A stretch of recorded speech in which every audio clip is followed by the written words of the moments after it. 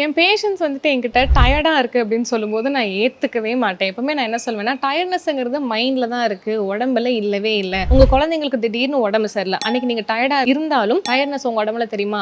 காலையில் சமைக்கிறது, மதியம் சமைக்கிறது, நைட் சமைக்கிறதுன்னு ஒரு சிட்டா பறந்துட மாட்டிங்களா? அப்போ டயர்ட்னஸ் அப்போ மட்டும் எங்கே போகுது? உங்களுக்கு ஒர்க் அவுட் பண்ணணும், உங்களுக்காக ஒரு விஷயத்தை எடுத்து செய்யணும்னா மட்டும் அந்த டயர்ட்னஸ் எங்கேருந்து வருதுன்னு கேட்பேன். அவங்களும் ஆமாம் ஆமான்னு தலையாட்டுவாங்க. ஸோ உங்களுக்கும் டயர்ட்னஸ்ங்கிற ஒரு விஷயத்தை வந்துட்டு முன்னேற்றத்துக்கு ஒரு தடையாக வச்சுருந்தீங்கன்னா அதை தயவு செஞ்சு உங்கள் மைண்ட்லேருந்து எடுத்து போட்டுருங்க. யாராவது ஒருத்தங்களை மோட்டிவேட் பண்றதுக்கு வச்சுக்கோங்க. அப்படி இல்லைன்னா இருக்கவே இருக்காங்க நம்மளோட ஸ்பெஷல் பர்சன் நீங்க. உங்களுக்கு நீங்க தான் மோட்டிவேஷன். ஸோ எந்த ஒரு விஷயத்தை ஸ்டார்ட் பண்றதுக்கு முன்னாடியும் டயர்டா இருக்கிறது it is a basic tagline மாதிரி அதை வந்துட்டு தூக்கி வீசிட்டு 5 நிமிஷம் ஸ்டார்ட் பண்ணுங்க. எடுத்த உடனே 1 மணி நேரம் நம்ம ஒர்க் அவுட் பண்ணணும், 3 மீல்ஸும் சூப்பரா சாப்பிடணும், எப்பவுமே நல்லா தான் சாப்பிடணும் தேவையில்லை. ஒரு வாரத்துல வந்துட்டு 4 நாள் வெளியே சாப்பிட்றோம் அப்படின்னா 2 நாள் கம்மி பண்ணுவோம் ஃபர்ஸ்ட், அப்புறம் 1 நாள் ஆக்குவோம். இந்த மாதிரி சின்ன சின்ன ஸ்டெப்ஸா எடுத்து வைங்க. ஒரு நாள் வந்துட்டு பெரிய ரிசல்ட்டா நமக்கு வரும். ஆனா ஸ்டார்ட் பண்ணுங்க.